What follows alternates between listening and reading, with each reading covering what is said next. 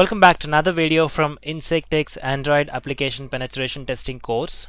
In this video we're going to see the source code that is used to develop the application which is vulnerable to SQL injection.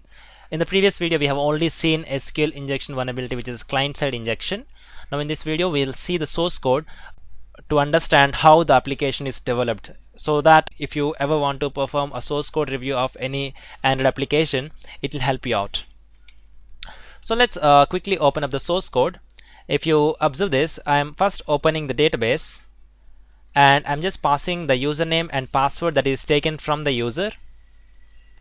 And if the database is returning true value, I'm just launching I'm just opening a new activity, which is the welcome page.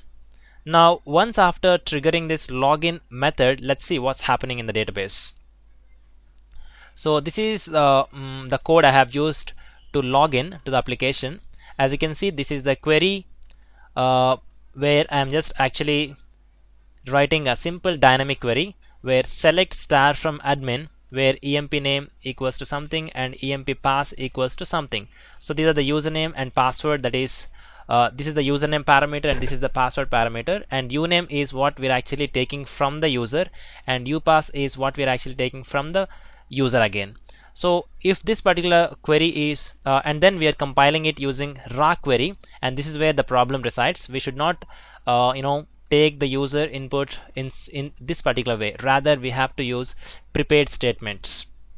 Right, if you are not if you are lazy enough to use prepared statements, at least you have to filter the user input, right? So in this case we are not doing any kind of checks. Rather we are just simply appending this particular username and password to this query.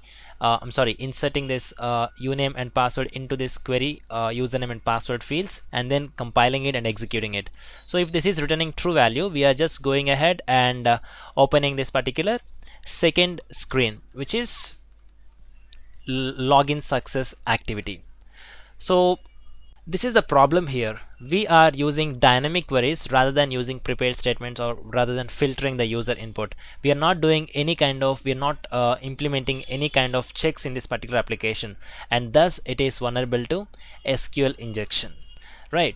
So this is how you can actually check your application if it is performing any kind of queries. If your application is using any such queries which are not secure, you can report it as a vulnerability. So that's all I have in mind for this video. Thanks for watching it. Thanks a lot.